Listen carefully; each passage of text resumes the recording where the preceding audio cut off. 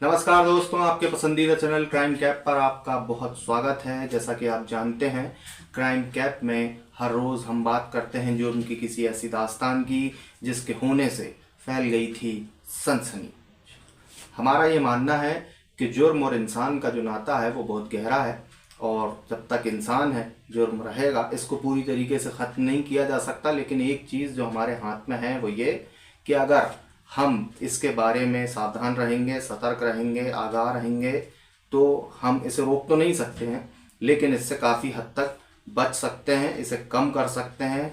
और हमारी इसी मुहिम में आप हमारा साथ दीजिए और देखते रहिए, सब्सक्राइब कीजिए हमारा चैनल, आपका अपना चैनल क्राइम कैप। किसी की मदद करना उसकी मौत का कारण बन गया। जिसकी उसने मदद की वही शख्स बन गया उसका कातिल। कातिल ने पहले उसकी लाश के 3 टुकड़े किए और उसके बाद उन तीनों टुकड़ों को अलग अलग जगह ले जाकर ठिकाने लगा दिया। अंकित नाम के शख्स का मर्डर पुलिस के लिए किसी मिस्ट्री से कम नहीं था, क्योंकि इस केस में जो सामने दिख रहा था वो हकीकत में था ही नहीं, और जो सच था उसे कातिल ने कहीं दूर, बहुत दूर छुपा दिया था। तो दोस्तों, आज की क्राइम स्टोरी में हम आपसे बात करेंगे अंकित नाम के इस शख्स की सनसनीखेज कत्ल की पूरी दास्तान की। कत्ल की इस वारदात को अंजाम देने के लिए कातिल ने जो साजिश रची थी उसका आइडिया उसे कुछ मूवीज और क्राइम शोज को देखकर मिला था। जाहिर सी बात है, प्लानिंग इतनी सॉलिड थी क्योंकि कातिल ये समझ चुका था कि अगर किसी हत्या के केस में लाश ही बरामद ना हो तो फिर कत्ल का इल्ज़ाम साबित करना पुलिस के लिए बेहद मुश्किल हो जाता है।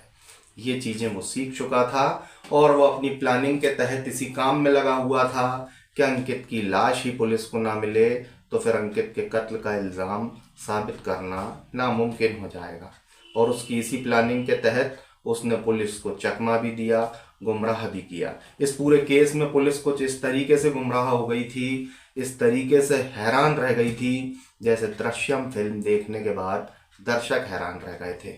महज फर्क इतना था कि वो एक फिल्म थी और ये वारदात एक हकीकत। दिसंबर 2022 यही वो महीना था जब एक शख्स जिसका नाम अंकित था, जो पीएचडी का छात्र था, उसके कत्ल के इल्ज़ाम में पुलिस ने उसके मकान मालिक उमेश और उमेश के एक साथी प्रवेश को कत्ल के इल्ज़ाम में गिरफ्तार किया था। इस मामले में पुलिस का कहना था कि बेहद शातिराना तरीके से इस कत्ल की साजिश को अंजाम दिया गया है और कातिल ने पूरी कोशिश की थी कि बेहद शातिर चाल चलकर वो पुलिस को गुमराह कर दे और बच निकले, लेकिन अफसोस ऐसा हो न सका और कातिल पुलिस के द्वारा गिरफ्तार कर लिया गया। अब आपको बताते हैं कि कब और कैसे हुआ था ये कत्ल। तारीख 6 अक्टूबर 2022।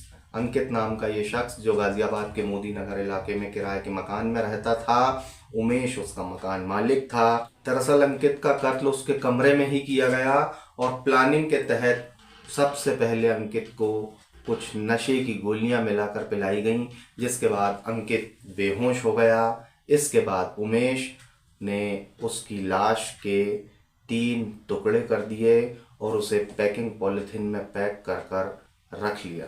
जी हाँ, सुनकर आपको अपने कानों पर भरोसा नहीं होगा। एक शख्स ने दूसरे शख्स की हत्या की, उसकी लाश को आरी से काटा और उसके 3 टुकड़े कर पैक पॉलिथीन में कर कर उन्हें कहीं और ठिकाने लगाने के लिए अपने पास रख लिया। यही हुआ था इस वारदात में हकीकत में। दरअसल ये जो हत्यारा है उमेश, वो पहले एक हड्डी रोग विशेषज्ञ डॉक्टर यानी कि ऑर्थोपेडिशियन के क्लिनिक पर हेल्पर का काम करता था, जहां वो टूटे फूटे अंगों पर चढ़े हुए प्लास्टर को काटने का काम किया करता था। तो अब आप समझ गए होंगे कि उसने अपने इस अनुभव को यहाँ काम में लिया और वो जो प्लास्टर काटता था उसी तरीके से आरी से उसने अंकित की लाश को भी काटा और उसके 3 टुकड़े कर दिए।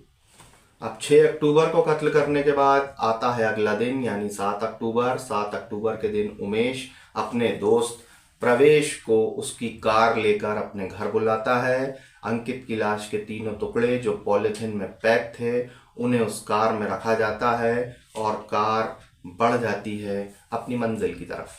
मंजिल एक ऐसी जगह थी जहां पर अंकित की लाश के इन टुकड़ों को ठिकाने लगाया जाएगा। सबसे पहले वो कार पहुंचती है खतौली के पास गंग नहर, जहां अंकित की लाश के 3 टुकड़ों में से पहला टुकड़ा कातिल उमेश गंग नहर में खतौली के पास फेंक देता है। फिर उसकी कार आगे बढ़ती है एक दूसरे ठिकाने की तलाश में जहां लाश के बाकी हिस्सों को ठिकाने लगाया जाए। अब वो पहुंचता है मसूरी में गंग नहर के पास। अंकित की लाश का दूसरा टुकड़ा वो मसूरी के पास इसी गंग नहर में फेंक देता है। अब अंकित की लाश का सिर्फ और सिर्फ एकमात्र टुकड़ा बचा था उसकी कार में। अब उसकी कार बढ़ती है ईस्टर्न पेरिफेरल एक्सप्रेस वे पर और एक सुनसान जगह देखकर वह अंकित की लाश का तीसरा और आखिरी टुकड़ा वहीं पर फेंक कर ठिकाने लगा देता है। इसके बाद उसकी कार वापस गाजियाबाद मोदीनगर उसके घर आ जाती है।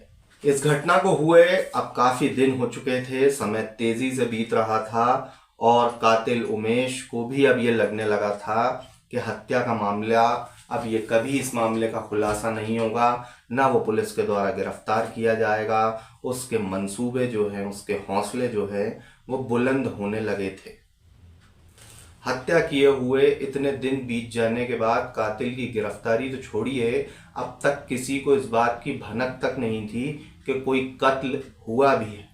अंकित कैसा है, कहाँ है, क्या किसी को इसकी परवाह नहीं थी कि कोई पुलिस तक इस बात की इत्तला दे दे, कि अंकित की गुमशुदगी की बात पुलिस तक पहुंचा दे। दरअसल इसके पीछे भी एक वजह थी। वजह ये कि अंकित के माता पिता इस दुनिया से पहले ही जा चुके हैं, वो अब इस दुनिया में नहीं हैं और उसके जो बाकी रिश्तेदार हैं उनसे भी अंकित का संपर्क लगभग ना के बराबर था। ये बात उसका मकान मालिक उमेश भी जानता था, इसीलिए उसको कहीं ना कहीं यकीन था कि ना कोई अंकित को ढूंढने आएगा, ना उसकी केस की कोई पैरवी करेगा और पुलिस उस तक कभी नहीं पहुंच पाएगी। बस अंकित की लाश को वो ठिकाने लगा दे, इसके बाद वो आराम से इस केस से बाहर निकल जाएगा, क्योंकि अंकित की पूछ परख पड़ताल करने वाला कोई नहीं है, ये हत्यारा जानता था।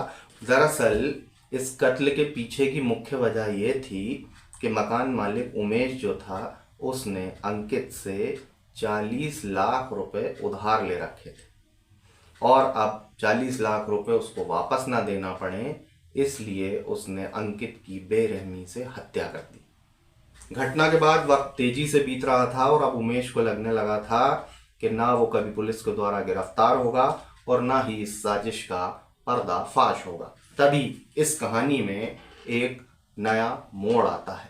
वो मोड़ कुछ इस तरीके से कि जब घटना के कुछ दिन बीतते हैं तब तो किसी को कोई फर्क नहीं पड़ता, लेकिन जैसे ही समय तेजी से बीतने लगता है और अंकित से मिले हुए उसके दोस्तों को काफी दिन हो जाते हैं तो उसके कुछ दोस्त थे जो परेशान हो जाते हैं, क्योंकि ना अंकित से उनकी फोन पर बात हो रही थी, ना अंकित की कोई खैर खबर थी। अपने घर पर तो अंकित था ही नहीं। अब उसके दोस्त जो हैं वो अंकित से संपर्क करने की कोशिश शुरू करते हैं। डॉक्टर विशाल, प्रशांत, एक उसका दोस्त था बालियान, ये सब ये तलाशने की कोशिश करते हैं कि आखिर अंकित कहाँ है। और इसी कड़ी में ये लोग अंकित को फ़ोन करते हैं। जाहिर सी बात है, अंकित का मोबाइल फ़ोन तो कोई उठाने से रहा तो फ़ोन पर उनका संपर्क नहीं हो पाता।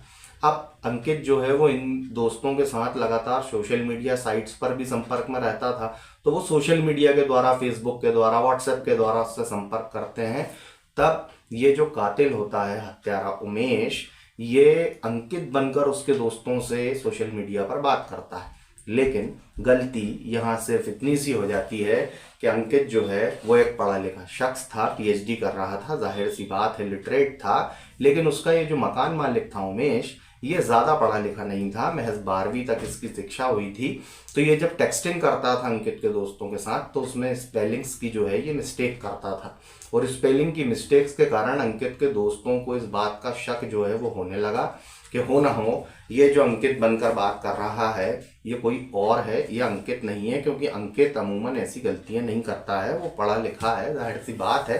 दोस्त हैं, वो समझ गए एक माइंड के लेवल को देखते हुए कि ये अंकित तो नहीं हो सकता। अब उसके दोस्तों ने उसके गांव यानी कि उसके पैतृक गांव में संपर्क किया। दरअसल अंकित जो है वो बागपत जिले के मुकुंदपुर गांव का रहने वाला था। उसके दोस्तों ने वहां अंकित के गांव संपर्क किया, तब उन्हें एक नई जानकारी मिली जिसने इस केस को एक नया एंगल दिया। अंकित के दोस्तों को उसके पैतृक गांव से ये जानकारी मिली कि कुछ ही दिन पहले अंकित ने इस गांव में अपनी जो उसकी पैतृक संपत्ति थी उसके माता पिता की, उसको बेचा है और इसके एवज में अंकित को 1 करोड़ रुपए मिले हैं। अब दोस्तों का शक और पक्का हो गया कि 1 करोड़ जैसी बड़ी रकम अगर अंकित के पास है तो हो सकता है कि इन्हीं पैसों के कारण उसके साथ कहीं कुछ गलत ना हो गया हो। अंकित के दोस्तों ने इस बात की जानकारी पुलिस को दी कि अंकित के खाते में 1 करोड़ रुपए हैं, उसने जो अपनी ज़मीन बेचकर उसको मिले हैं और ये पैसा उसके पास है।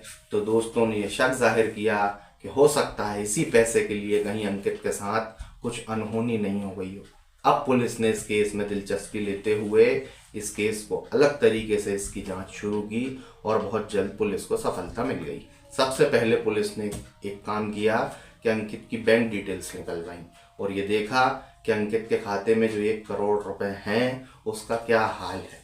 तो ये देख जब इस घटना की हकीकत पुलिस के सामने आई और खातों की जांच हुई तो पुलिस भी हैरान रह गई, क्योंकि उस खाते में से 61 लाख रुपए निकाले जा चुके थे।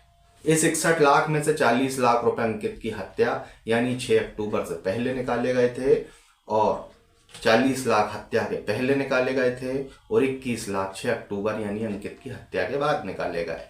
और जब इसकी गहराई से पड़ताल की गई तो ये बात सामने आई कि इस 61 लाख में से 60 लाख रुपए जिस अकाउंट में गए हैं वह अकाउंट किसी और का नहीं, अंकित के मकान मालिक उमेश का है।